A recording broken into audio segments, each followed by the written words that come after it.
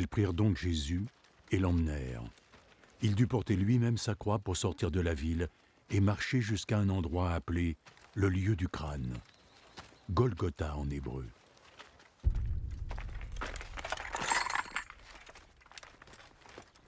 C'est là qu'il fut crucifié. Et ils crucifièrent aussi 2 autres hommes, un de chaque côté, Jésus au milieu.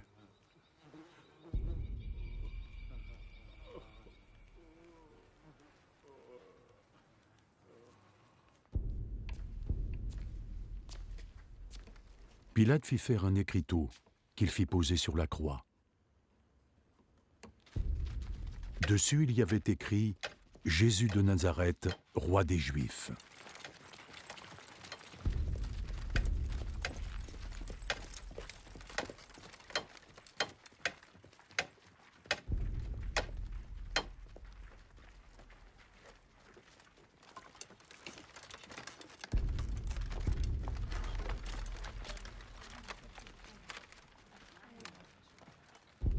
Beaucoup de gens le lirent, parce que l'endroit où Jésus avait été mis en croix se trouvait près de la ville.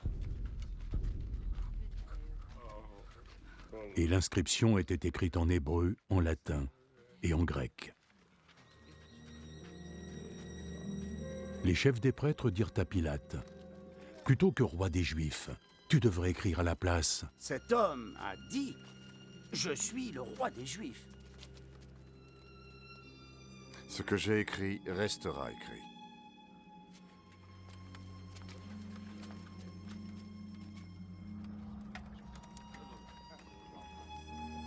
Après que les soldats eurent crucifié Jésus, ils prirent ses vêtements et ils en firent 4 parts, une pour chaque soldat. Ils prirent aussi sa tunique, tissée d'une seule pièce et sans couture. Entre eux, les soldats se dirent « Ne la déchirons pas, mais jouons-la au dé pour savoir qui la gardera. » Voici donc qu'allait se réaliser cette parole de l'Écriture. Ils se sont partagés mes vêtements, et ils ont tiré au sort ma tunique. Et c'est ce que firent les soldats. Près de la croix de Jésus se tenait sa mère, et la sœur de sa mère, Marie, la femme de Clopas, ainsi que Marie de Magdala. Jésus vit sa mère, et auprès d'elle, le disciple qu'il aimait. « Voici ton fils. » Puis il dit aux disciples, « Voilà ta mère. » Et dès cet instant, le disciple la prit et l'emmena vivre chez lui. Ainsi, à présent, Jésus savait que tout avait été accompli. Et afin que l'Écriture se réalise, il dit, «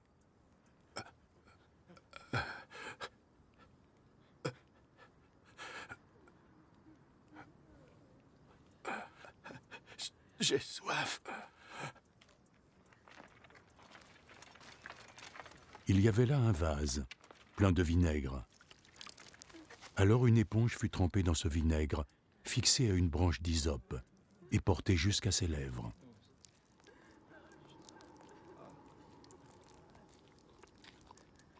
Jésus but le vinaigre.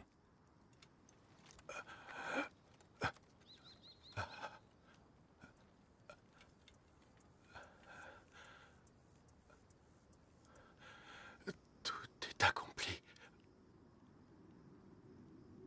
Puis il baissa la tête et rendit l'âme.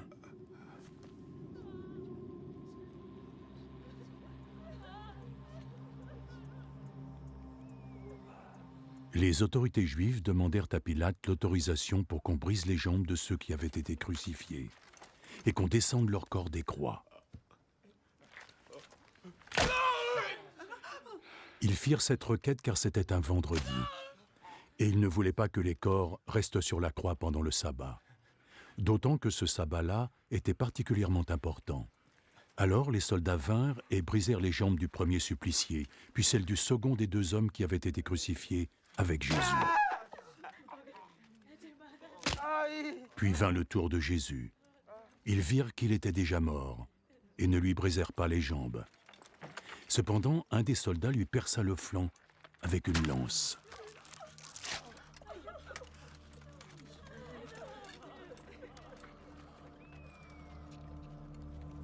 et du sang et de l'eau en sortirent aussitôt.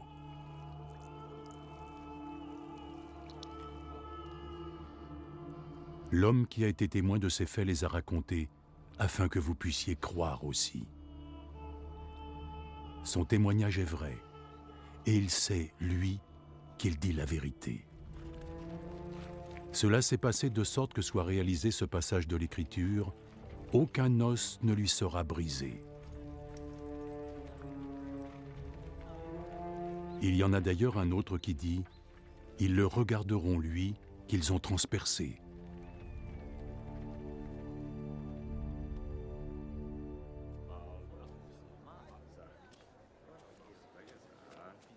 Après cela, Joseph, qui était de la ville d'Arimathie, demanda à Pilate l'autorisation de récupérer le corps de Jésus. Joseph était un disciple de Jésus, mais en secret par crainte des autorités juives. Et Pilate lui permit de le prendre. Donc Joseph vint et emporta le corps de Jésus. Nicodème, celui qui une fois était allé voir Jésus pendant la nuit, accompagna Joseph, emportant avec lui près de 30 kilos d'épices, un mélange de myrrhe et d'aloès.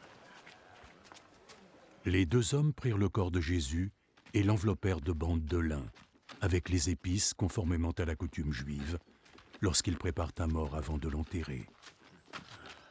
À l'endroit où Jésus avait été mis à mort, il y avait un jardin, et dans ce jardin, un tombeau tout neuf, dans lequel on n'avait encore mis personne. Comme c'était la veille du sabbat, et que le tombeau était tout près, c'est là qu'ils déposèrent le corps de Jésus.